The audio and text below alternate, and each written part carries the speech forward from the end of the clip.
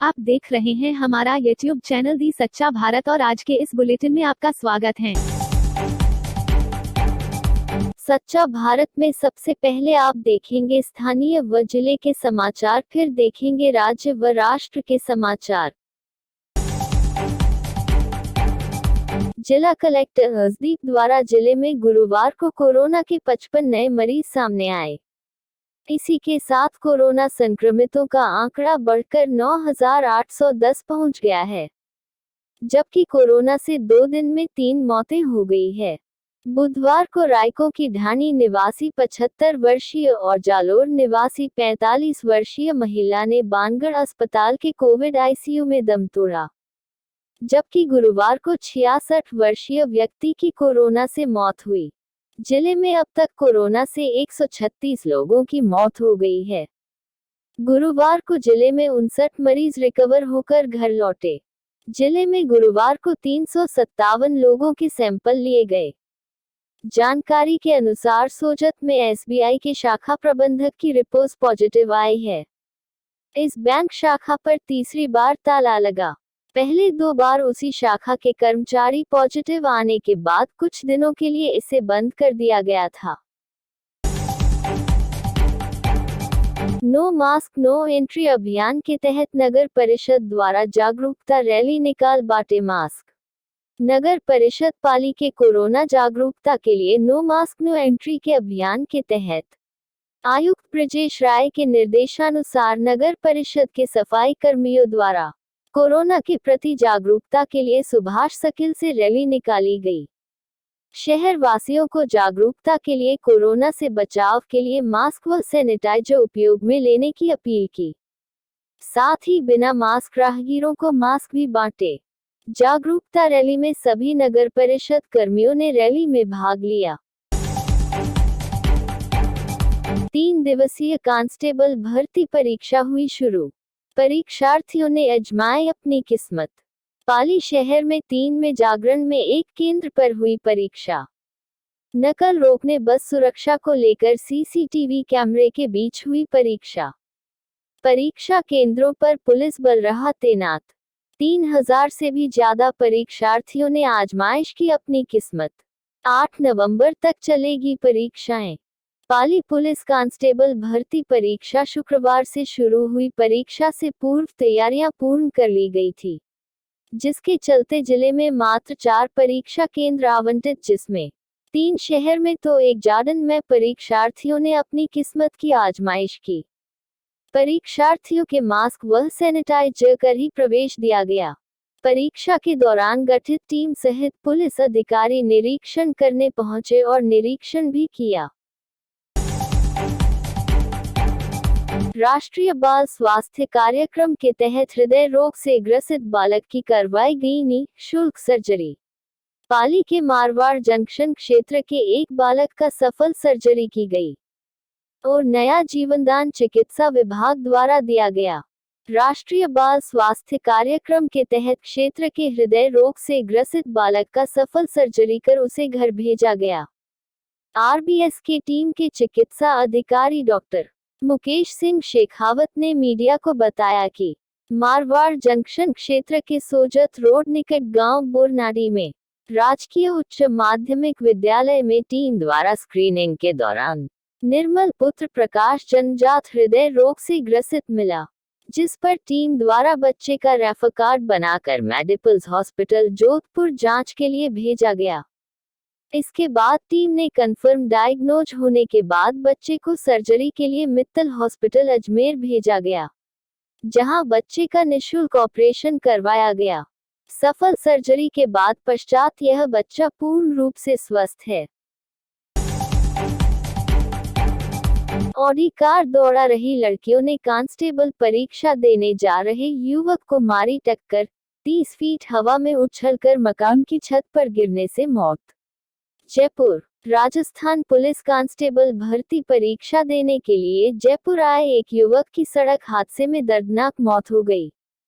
Luxury car में सवार लड़कियों ने एक युवक को कार से इतनी तेज टक्कर मारी कि युवक 30 फीट हवा में उछलकर एक मकान की छत पर जा गिरा और उसने दम तोड़ दिया। जानकारी के अनुसार राजस्थान कांस्टेबल भर्ती परीक्षा देने के लिए जयपुर पहुंचे एक अभ्यर्थी को एलिवेटेड रोड पर ऑडी कार में सवार दो युवतियों ने भीषण टक्कर मार दी। तेज गति में आ रही कार ने टक्कर इतनी जोर मारी कि युवक 30 फीट हवा में उछलकर एलिवेटेड रोड से नीचे एक मकान की छत पर जा गिरा और उसकी मौके पर ही दर्दनाक मौत हो गई। हादसे में मृतक की एक टांग भी कट गई, जो कि एलिवेटेड रोड पर ही गिर गई और मृतक का बाकी शरीर मकान की छत पर जा गिरा। हादसे की सूचना पर मौके पर पहुंची दुर्घटना थाना पुलिस ने लग्जरी कार को जब्त कर लिया है। वहीं मृतक के शव को एसएमएस अस्पताल के मुर्दाघर में रखवाया गया है और मृतक के परिजनों को हादसे की सूचना दी गई है। जयपुर में घूसखोर अधिकारी के घर से बरामद हुआ करीब 48 लाख रुपए कैश, गिनने के लिए मंगानी पड़ी मशीन। जयपुर, रिश्वतखोरों के खिलाफ राजस्थान एसीबी की ताबड़तोड़ कार्रवाई लगातार जारी है।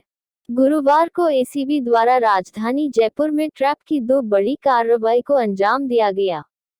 एसीबी टीम ने गुरुवार को सड़क परिवहन एवं राजमार्ग मंत्रालय के दो अधिकारियों एई दान सिंह और तकनीकी सहायक सीताराम वर्मा को 50,000 रुपए की रिश्वत राशि लेते हुए रंगे हाथों दबोचा।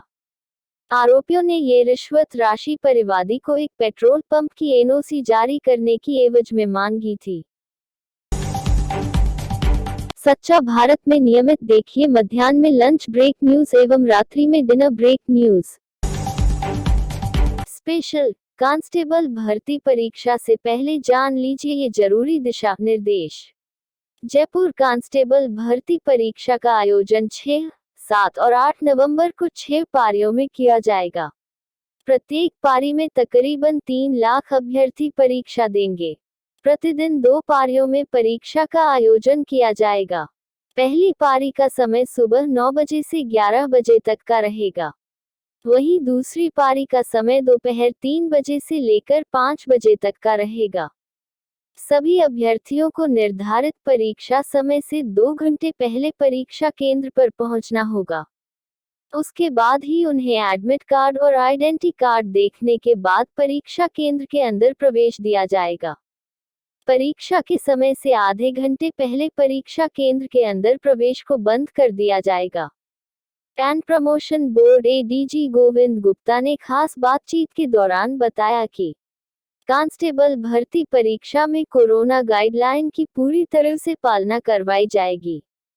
प्रत्येक अभ्यर्थी की थर्मल स्कैनिंग की जाएगी और परीक्षा केंद्र पर सोशल डिस्टेंसिंग का पूरा ध्यान रखा जाएगा।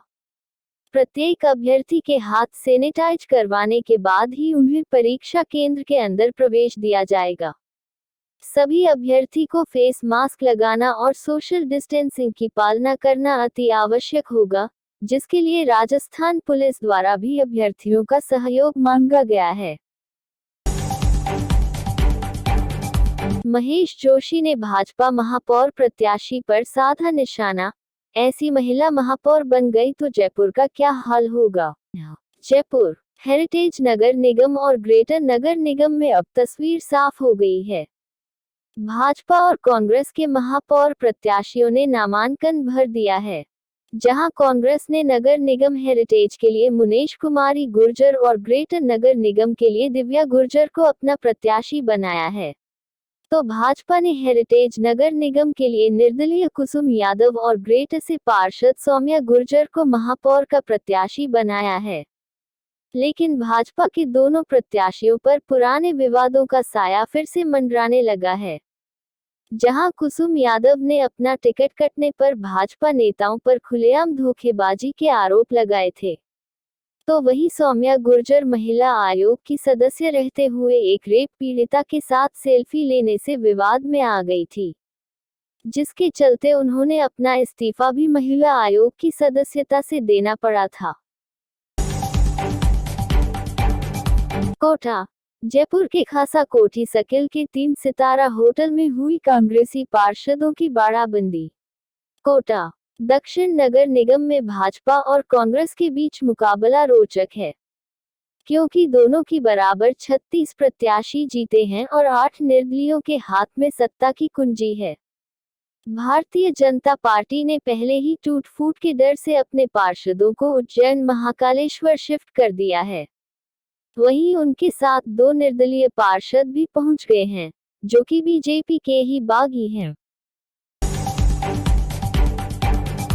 चूरू में एसीबी की कार्रवाई, पारिवारिक न्यायालय का चपरासी 40,000 रुपए की रिश्वत लेते गिरफ्तार। जिले में गुरुवार को एसीबी की टीम ने कार्रवाई करते हुए पारिवारिक न्यायालय के चपरासी भगवती सैनी को 40,000 रुपए की रिश्वत लेते रंगे हाथों गिरफ्तार किया है। चूरू और बीकानेर एसीबी की टीम ने संयुक्त रूप से इस कार्रवाई को अंजाम दिया है। एसीबी की गिरफ्त में आया चपरासी पारिवारिक न्यायालय के जज की गाड़ी का ड्राइवर भी बताया जा रहा है। जानकारी के अनुसार आरोपी भगवती सैनी रिश्वत की यह राशि भरण पोषण के एक मामले में परिवादी के पति के खिलाफ कोर्ट से वारंट निकलवाने और कुर्की की कार्रवाई करवाने की एवज में ले रहा था। बीकानेर एसीबी के एएसपी रजनीश पूनिया ने बताया कि सूरतगढ़ की परिवादी सोनिया की शादी सरदार शहर के युवक के साथ हुई थी। इसका मामला पारिवारिक न्यायालय में चल रहा था। कांग्रेस पार्टी सभी 6 नगर निगमों में बोर्ड बनाने की कोशिश करेगी, गोविंद सिंह डोटासरा।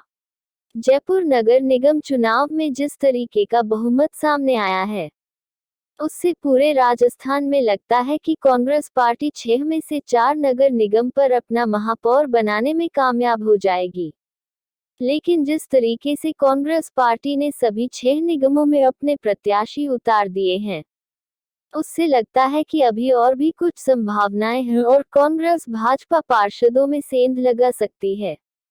वहीं इन संभावनाओं को प्रदेश कांग्रेस अध्यक्ष गोविंद सिंह डोटासरा ने एक बड़ा बयान देकर हवा भी दे दी है। डोटासरा ने कहा कि केवल 4 नगर निगम ही नहीं बल्कि 6 नगर निगमों में कांग्रेस की बोर्ड बनाने की कोशिश रहेगी। डोटासरा के इस बयान को समझा जाए तो कांग्रेस जोधपुर दक्षिण और जयपुर ग्रेटर में भाजपा से नाराज पार्षदों से संपर्क जरूर साधेगी। अंतिम बार नीतीश कुमार चुनाव की अंतिम सभा में नीतीश बोले, यह मेरा आखिरी चुनाव, अंत भला तो सब भला। बिहार के मुख्यमंत्री नीतीश कुमार ने गुरुवार को अपनी आखिरी चुनावी सभा में सबसे बड़ा कार्ड खेला। उन्होंने कहा, जान लीजिए, आज चुनाव प्रचार का आखिरी दिन है, परसों चुनाव है और यह मेरा आखिरी चुनाव है, अंत भला तो सब भला। रैली के दौरान ही अजान सुनाई दी। नीतीश ने तुरंत अपना भाषण रोक दिया और सभी को कहा कि वो चुप रहें। नीतीश पूर्णिया के धमदाहा में इस चुनाव की अपनी आखिरी रैली को संबोधित कर रहे थे। गुरुवार को ही बिहार विधानसभा चुनाव के आखिरी फेज के लिए भी चुनाव थम गया। इस फेज में 78 सीटों पर वोटिंग 7 नवंबर को होगी। 1204 कैंडिडेट मैदान में हैं और नतीजे 10 नवंबर को आएंगे। गुरुवार को शाम आखिरी फेज के लिए भी चुनाव प्रचार खत्म हो गया। बिना पाठ्यक्रम को पढ़ाए कोई भी पूरे साल की फीस नहीं ले सकता, डोटासरा। जयपुर, प्रदेश के प्राइवेट स्कूलों में पढ़ने वाले बच्चों और उनके अभिभावकों के सामने नई मुश्किलें खड़ी हो गई हैं। फीस वसूली और स्कूलों को खोलने में कोरोना महामारी के चलते हो रही देरी के कारण जहां निजी स्कूलों ने अब ऑनलाइन क्लासेज बंद कर दिया है, वहीं अभिभावक इसे अदालत की अवमानना का मामला बताते हुए कानूनी दांव पेच में मामले को आगे बढ़ाने की बात कह रहे हैं। ऐसे में प्रदेश के शिक्षा मंत्री और राजस्थान कांग्रेस अध्यक्ष गोविंद सिंह डोटासरा ने भी साफ कर दिया है कि जब स्कूल के बाद अब ऑनलाइन क्लासेज ही नहीं चलेगी तो सरकार भी निजी स्कूलों को अभिभावकों से फीस लेने की बिल्कुल इजाजत नहीं देगी। डोटासरा ने इस मामले में सख्ती दिखाते हुए कहा कि बिना पढ़ाए निजी स्कूलों को फीस वसूलने का अधिकार नहीं दिया जाएगा। और ऐसे ही नए अपडेट पाने के लिए द सच्चा भारत चैनल को सब्सक्राइब कीजिए। धन्यवाद।